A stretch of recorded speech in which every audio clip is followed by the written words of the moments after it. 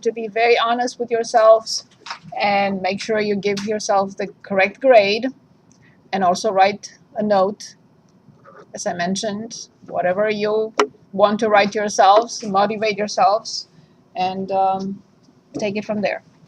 Can anyone tell us what to do with number 1? Distribute. Good, very good. We distribute. Plus 6. So what should I write? Minus 6x squared. Plus 10. Cubed. Very good. Plus 10x. Perfect. Are we all in agreement with this? Any questions? Okay. Solve the inequality and graph the solution set. Although part of this will be reviewed again in this class, I still would like you to know where you are today and write yourselves that note saying, I am going to do my best. I'm going to study every day, if that's the case. Okay, so what do we do? Combine like terms. Very good. So then 7x plus 9 greater than or equal to? 5x plus 1. Very good. Subtract 9. We focus on the variable. Subtract 5. Again, I may show a method that may not be exact method that you prefer. Use the one you like. I focus on the variable, and I keep the variable on the left-hand side. It's a matter of habit. So I'm moving 5x, and I'm moving 9. When I move a term from one side to the other, the only thing that happens is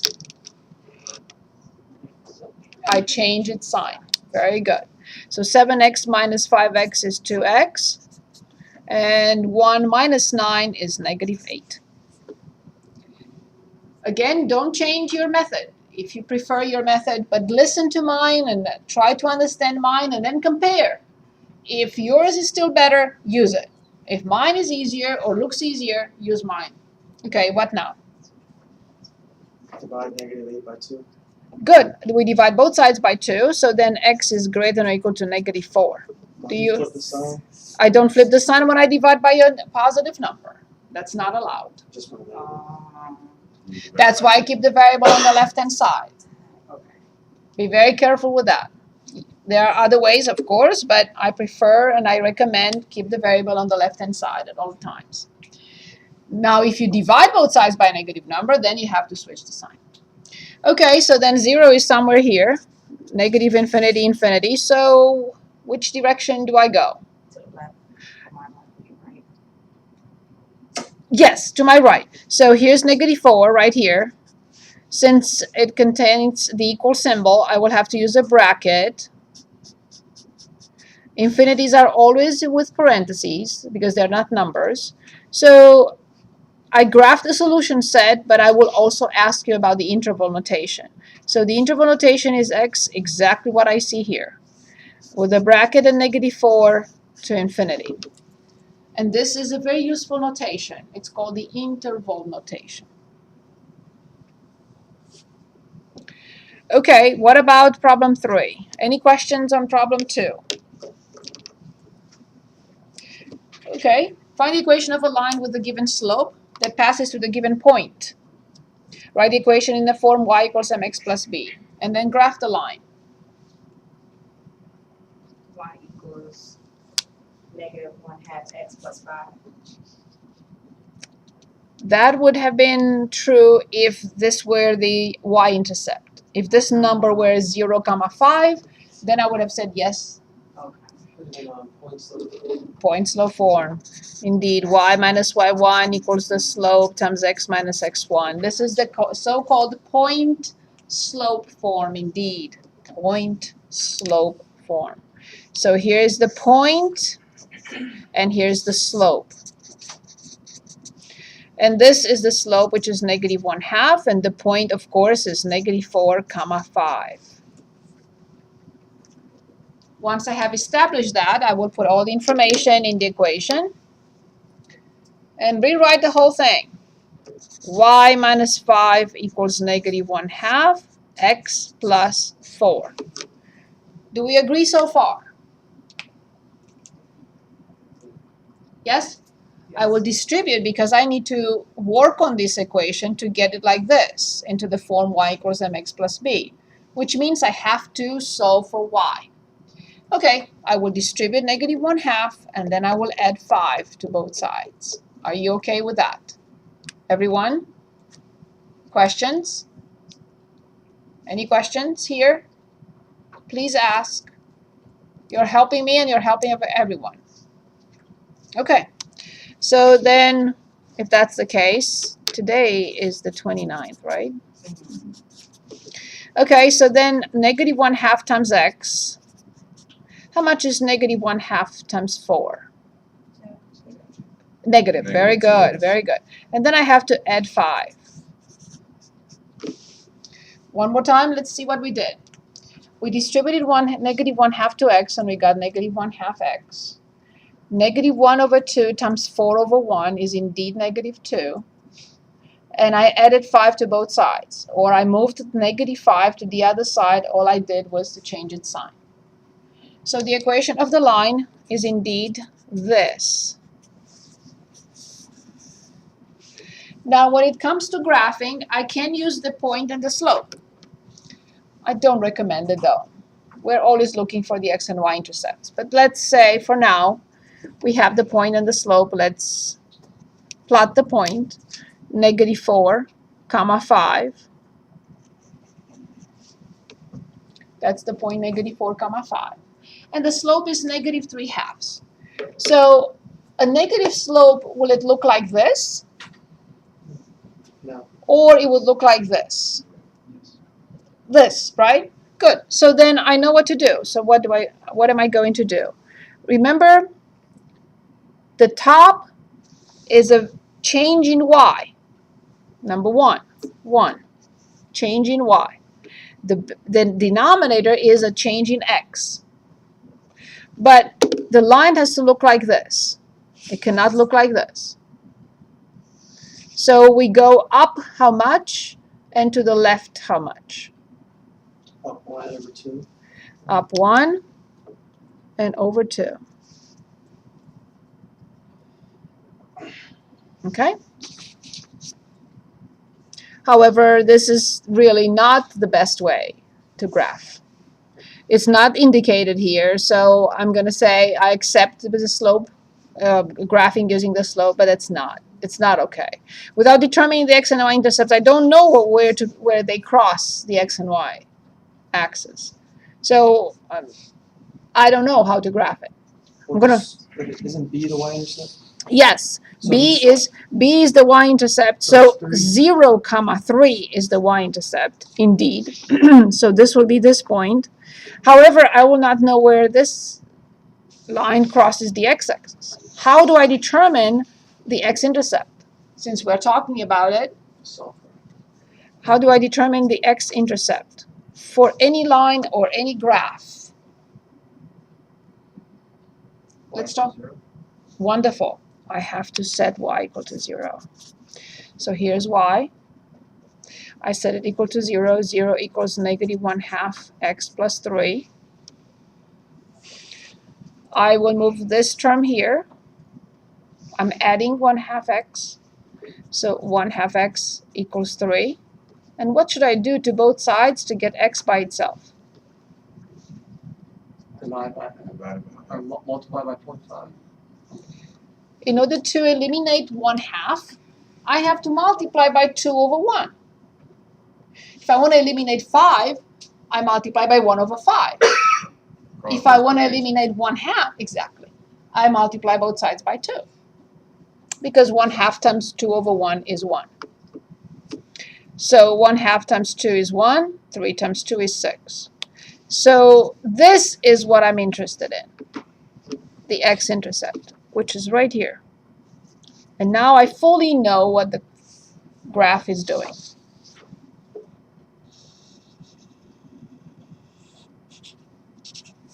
And this was redundant, absolutely. These two are kind of redundant. That's all I really needed to know. These are the most important points.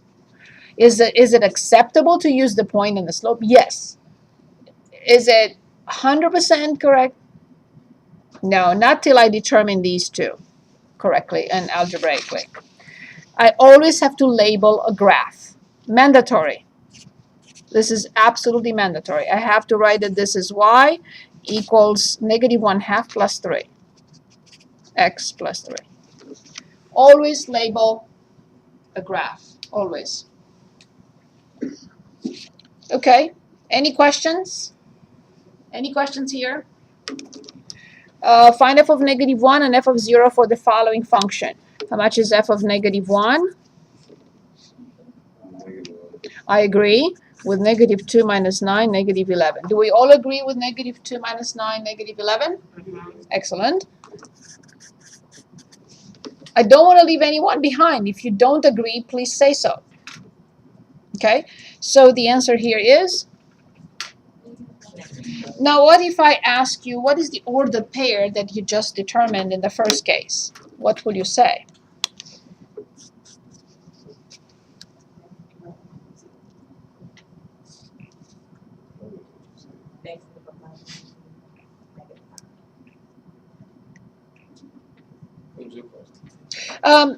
I determined that f of negative 1 is negative 11. So this is the value, we determined the point on the graph of a function. Please give me that point. When you do y equals, well, you don't have the slope. You have to find the slope first, don't you? Or That the slope is- is 2. That is the problem with the slope. You find That is the problem with the slope. Only the linear function has a slope. Nothing else has a slope. No other function. This is a cubic function. The degree is 3. This cannot be linear. This is a linear function because the degree is 1. So here I can talk about slope. But when it comes to a function which has a polynomial of degree 3, I can never talk about the slope. Because this function looks like this. It's not a line. It's either this or this. It has nothing to do with slope. So my question is, I determined the function value when I was given negative 1. So I got f of negative 1 equals negative 11. If you would say, let's graph this function, which point will I graph? Which point did I just determine for this function? The X. So what is the first one? Negative 9. Negative 1. 0. But what did I plug in the function? What number? Negative 1. Okay, so that is x, right? And what is the y value for that x? Indeed. So the point is always x first. X is the first. You did that? I'm sorry, I didn't. I wasn't sure which one. I apologize. Speak up. It's my mistake. I didn't hear. So what about the second one? It'll be 0, negative 9. Very good. Factor completely. How do I factor x squared minus 25? X plus 5, X minus 5. Excellent. Very good. Well done. What about this one? How many terms do we see here? 3.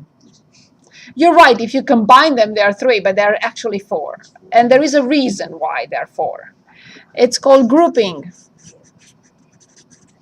We are going to factor by grouping. So assuming these two are by themselves,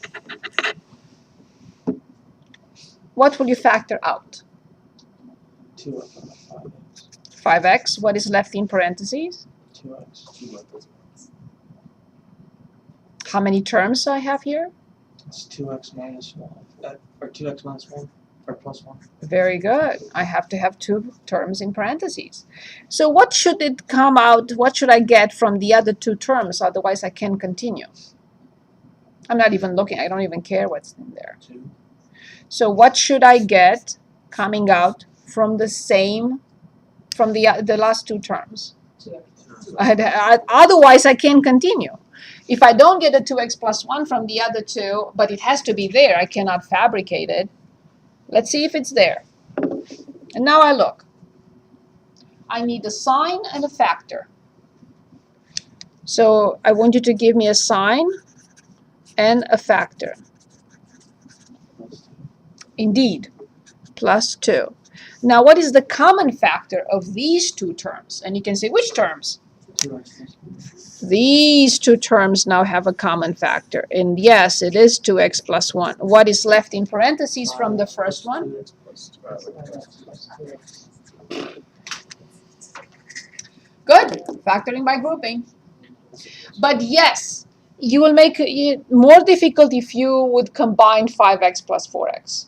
Because factoring a trinomial many times is more difficult than factoring a polynomial with 4 terms. Perfect.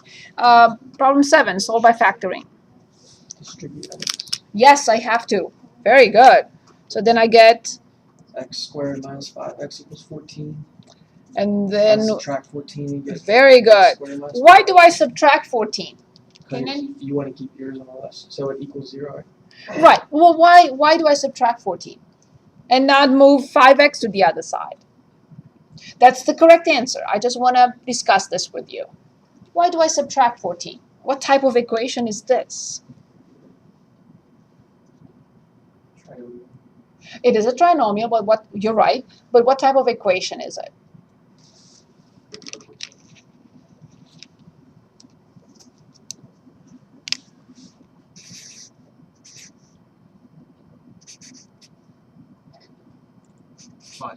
Quadratic.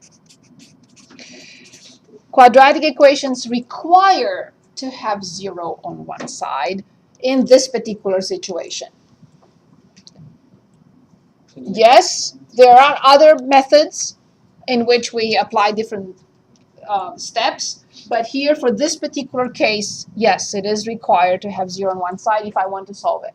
Good, excellent. So now, solve, yes. X minus 7, x plus 2. I completely agree. So therefore, I'm using the 0 product principle, and the answer would be x equals and x equals. Plus 7 equals 2. Oh, of course. If x minus 7 is 0, then x must be 7. If x plus 2 is 0, then x must be negative 2. There's no other way. 7 plus 7 will be 0. 0 times whatever will be 0. Negative 2 plus 2 will be 0 times whatever will be 0. 2 solutions. So calculate your grade and honestly say to yourselves, I'm on the right track, I'm fine, or I need to study hard. Okay? Any questions here? Speak up, please. Anything? Anything for me? You said factoring is going to be a review. Yes, I'm going to review it from scratch. Yes. This one? You have to set x minus 7 equal to 0. X minus 7 equals 0. You move 7 and you get x equals 7. Because 7 minus 7 is 0. This is a linear equation. In a linear equation, I have to separate the variable from the rest. So I'm adding 7 to both sides to get this. And for the other option, I have x plus 2 equals 0. I have to subtract 2 from both sides, or I move 2 to the other side. It's positive here. It will become negative. So these are the two options. How we factor from here? Is that the question? 7 and negative 2 are solutions for problem 7.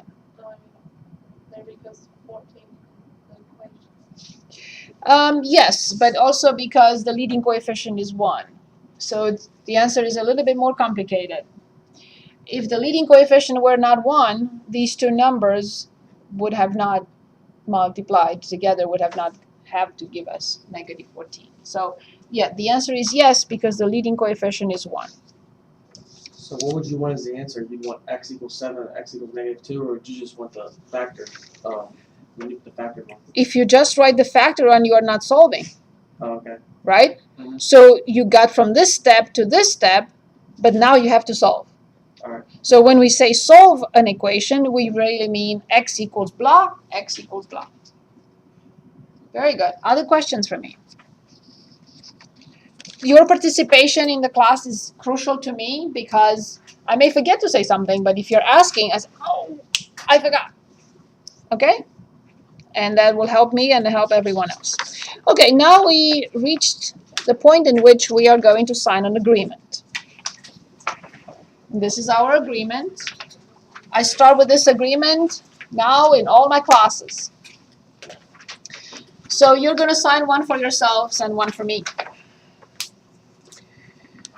And we will establish this. I said the first day agreement, valid forever, no expiration date. And we are going to start with number 3 because we already had it in this readiness quiz. So, what can you tell me about this special product? And no, we're not going to foil it. Will I give you full credit if you foil it? Yes. Will we make any steps forward? No, if you foil. We're not. You're going to come back to the same question over and over. So for these 3 special products, we have to make an agreement today that you either put it next to your bed, and when you open your eyes, first of all, you look at them, or you take a picture and put it in your phone, and you look at it every day. Whatever you need to do, you write them down 10 times every day, whatever needs to be done. Because when I hear questions on these 3, I'll say, we have an agreement. No, I'm going to answer the question, but I will also say we have an agreement. So, what do we do with this? That's exactly not, because we don't want to foil. So, I'm sorry, we don't foil, we don't distribute. You can distribute it today, but from now on, we are not going to foil or distribute. You can do it today on your own. So what do you want? I just want the answer. You can do it, but I'm sorry? A squared minus AB minus B squared. No.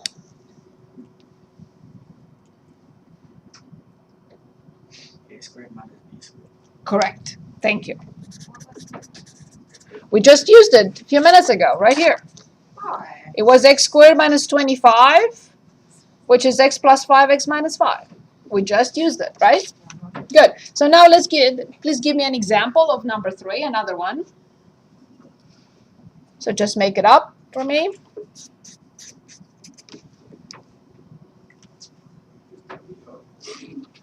Okay, I will. 2x minus 7, and what should be the other one? Very good. Please give me the answer, no foiling. We are making an agreement now for the rest of our lives. So please give me the answer. No foiling. If you want to learn some math and some math or algebra skills, we have to move away from the old habits.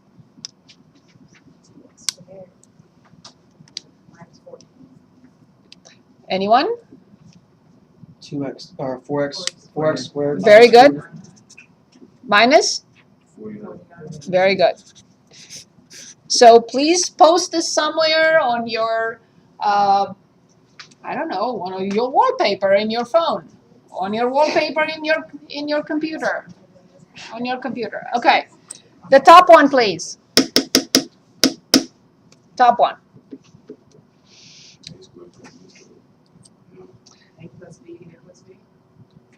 Foil it now on the side and give me the final answer. A squared plus 2ab plus b squared. Very good. So from now on, we will never foil this. That's our agreement. How you get that? You just foil it. Foil it. So Put it side by side and foil it. a plus b times a plus b. Oh, that's what you were saying. Yeah, Oh, but she just wants you to do it in your head, or do it like you gotta see it. We can foil it now if you want. No. I'm just trying to figure out. You know what I'm saying? Let's do it for everyone. Let's do it for everyone. So it's a plus b.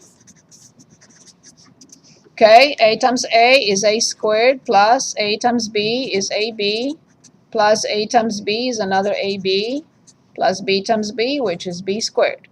This makes 2 of those. That's why there is a 2 in front. So a squared plus 2ab plus b squared. This is from the previous course, although I'm going to review it, but it's a prerequisite. That's why we want to make an agreement now. So you learn this from now.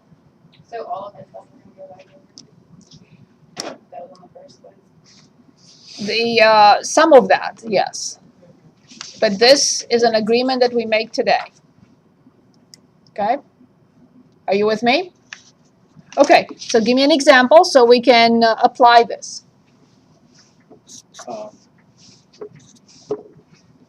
Would be like x plus 3x? 3x plus 2. Excellent. Good. Think, no foil. If you want to learn something in this class, please help me here. No foiling. Everyone can foil. Everyone can foil. 9x squared Yes? plus 2. plus 12x Yes. minus No. plus what would it be 4? That's it. So you can make up 10 more examples at home and work on them, foil them on one side, and use the formula or the special product on the other side to make sure that you are getting it right. At least 10 examples from each, so we can move away and make progress. Okay, what do you think about this one? Is it a squared minus b squared? Yeah. Why you like that? Because by comparison, you will look carefully and you will see what you have to do. A squared plus 2ab minus b squared? Or The last term is minus 2ab plus Yes. plus b squared. Very good. They are the same. The only difference is the sign. They are the same. They have to be 3 terms. So you can also write a note at the top. A binomial. How many terms does a binomial mean? 2. A binomial squared has how many terms? Binomial squared. Yes. How many terms? Exactly. A trinomial. This is extremely important. Look here. A binomial squared has 3 terms, a trinomial.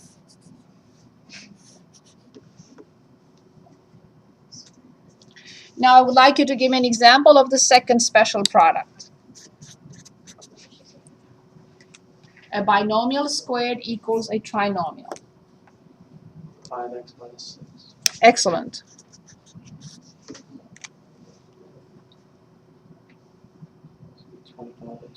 Very good. And we do have the 36 at the end, right? That we know for sure. We do know that there is a minus in the middle, right? Because the binomial has a negative, the trinomial has to have a negative in the middle. Okay, how do we determine this term? It's 2 times 5x and times 6. That's how I determine the middle term. 2 from the product, from the special product. Exactly. 2 times 5 is 10. 10 times 6 is 60x. That's our agreement. He wants to copy the same thing now. Nope. I just want your signature or name on a blank one. That's good enough for me. You don't have to copy anything. Just on the blank one, just put your name so I know that we have an agreement. That's it. Thank you. Thank you. Thank you. Thank you. Thank you.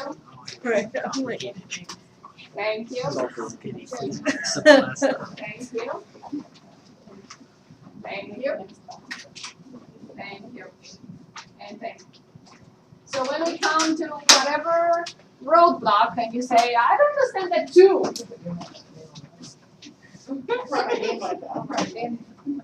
Say it again. Just foil them.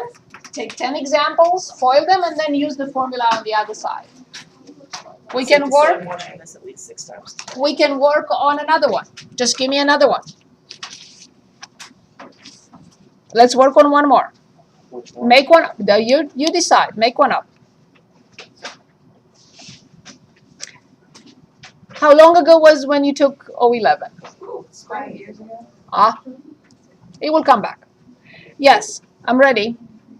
10x minus 2. Let's say 3 because Alright. they are not common factor. There is no common factor there. Okay, very good.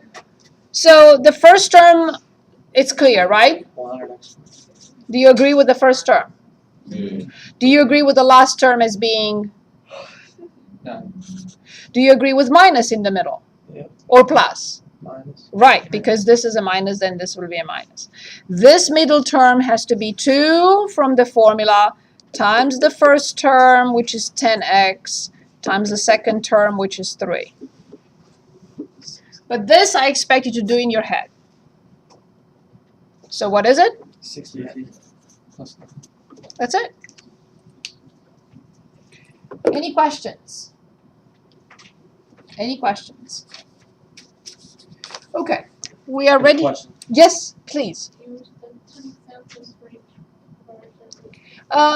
This is what I would do if I were a student in this class and not remember how to square these binomials and get a trinomial, or use the special product called the difference of squares. This is what I would do. On half of a piece of paper, I will write 10 problems and fold them, and then cover it. And then I will copy on the other half of the page. I will copy the same problems and use the formula. I think she's asking if it's mandatory. To turn it in? No, just for you to practice. Because we have an agreement and you have to fulfill the agreement. Let's say you bought a house, right? You have to pay every month. That's our agreement now. That's funny. Okay, very good. So I do have 12 minutes left, so I would like to review with you the first section. Here's the first section that we were going to cover. It's 2.8. It's a complete review from the previous course, but let's go over it. If you have your books, I'm looking at page 154, and we are going to review solving, this is my second page, 2.8, solving linear inequalities. So now, we already solved one inequality. I'd like to choose other, for example, problem 48 on page 154.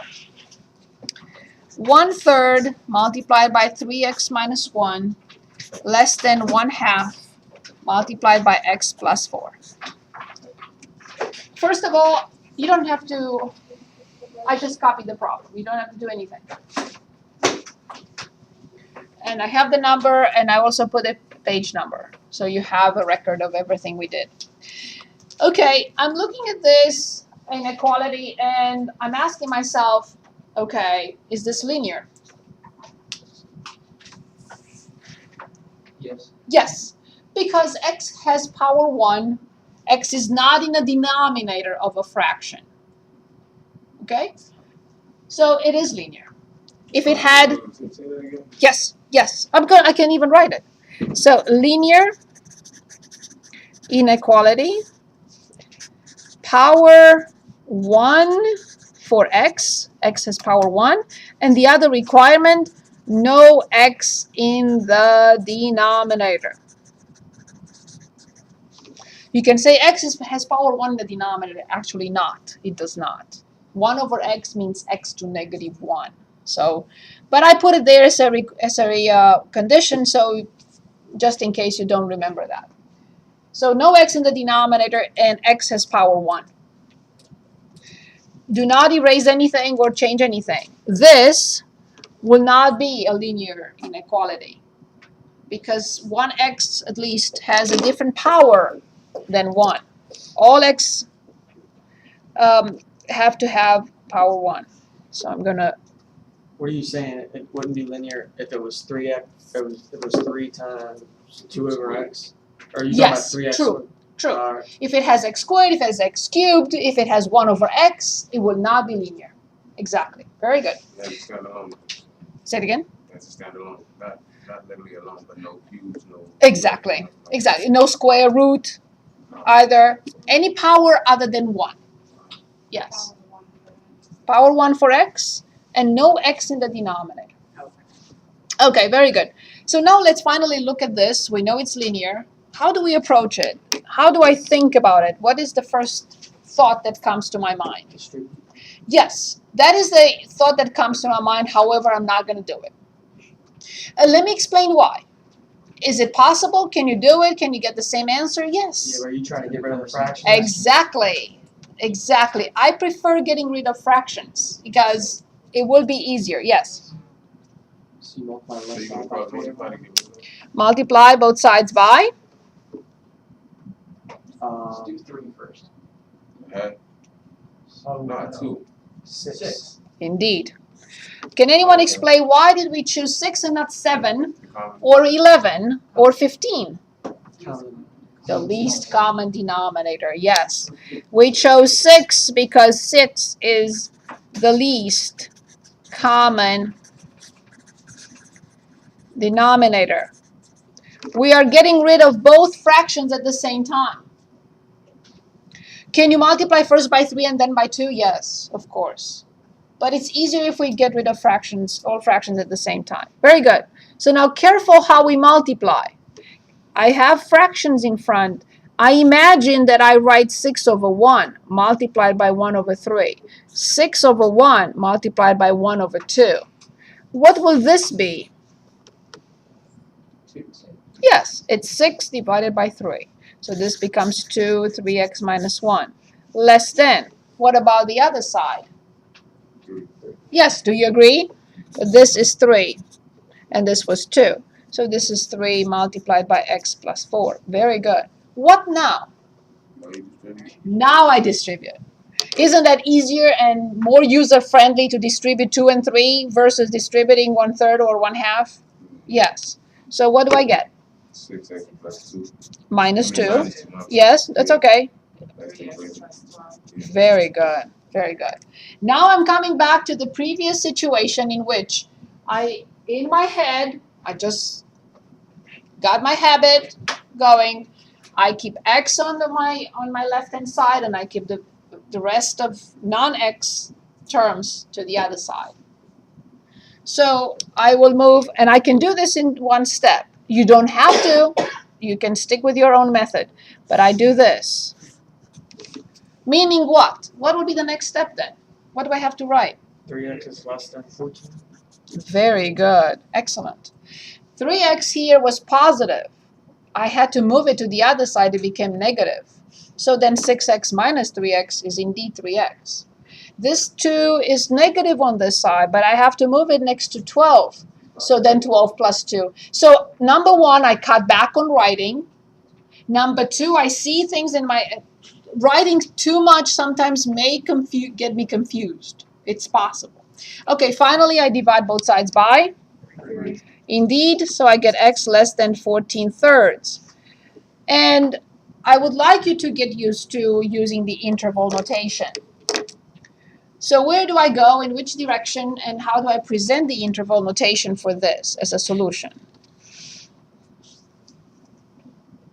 Okay, let's graph it. 0 is in the middle, negative infinity to infinity.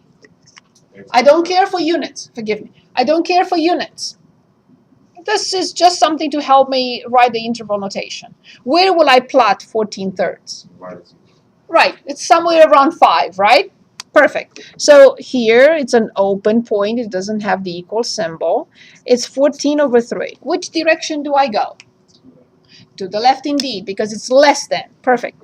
And I can present it with parentheses. I cannot use the bracket because there is no equal symbol.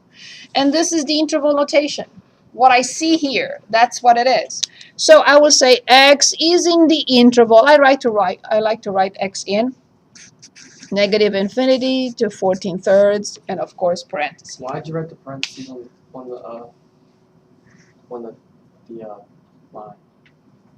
On the left side. The left This side. one? Yeah. To show the interval notation. So if it's less than that, doesn't it just go on forever? Yes. Yes. But the infinities have to use parentheses. Alright. Because there are no numbers. Not numbers, they are symbols. Any questions here? You did very well on this. I'm happy. I don't know if you noticed, but actually you guided me on this. I was just writing for you. Okay, problem 62 on page 155. Any questions for me, please?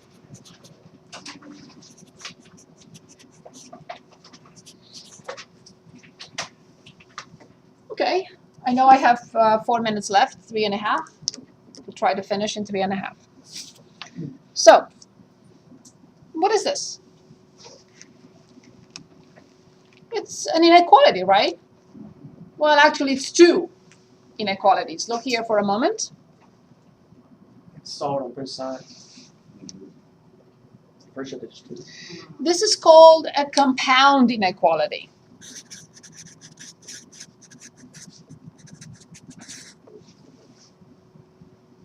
And we will discuss this in the section 9.1 again. There are two different types of compound inequalities, the and the or, but that's for 9.1. Are these just examples you're doing just in class and then we do these? Yes, practice please. ones? Yes. Yes. So these are just other examples that are the even ones and the ones we're doing later? Right. Alright. So, what do you recommend we do here? Straight. Yes, I completely agree with that. So -5 less than or equal to 2x plus 8 less than 8. Perfect. Now what? Subtract 8 from both sides. Do you all agree with subtracting 8 from all three sides? Left, Yeah. middle, and right. Okay, very good. So we subtract 8. Please tell me what you get. -13 less than. I agree. Less than or equal to? 2x. Very good. Less than? 0. Excellent. We got rid of the weakest link. Now we are in the middle with the strongest link. Good. What do I need to do next? Divide by 2. Exactly. Divide all three sides by 2. What do I get? -13 has. Less than or equal to? 2. Exactly what I want. X. I want x and nothing else. And less than? I have $0 in my pocket and I want to choose 2 of you to share my 0 with. No problem. Good. We divided by 0 in half. And that's what you got. Very good. In interval notation now. X is in the interval. First of all, let's read the result. Here's how I read the result. X is greater than or equal to this and less than this. X is greater than or equal to -13/2 and less than 0. How do I present this? In interval notation. On the line or in the Both are the same, actually. Did you plug it in? you know, Yes, it would be closed at -13/2, comma, 0 0. with the regular. Exactly. Exactly. How would you do that on the line? Yes, very good. Let's do that. -13/2 is roughly about -7. Right. Okay, so let's say it's here. It's a full point, and I have to use the bracket. So this is -13/2. Here's 0, and it's an open point. So I have to use a parenthesis. Okay. So then I shade it in. That's what I'm asking. Did you close it in on the line? Yes.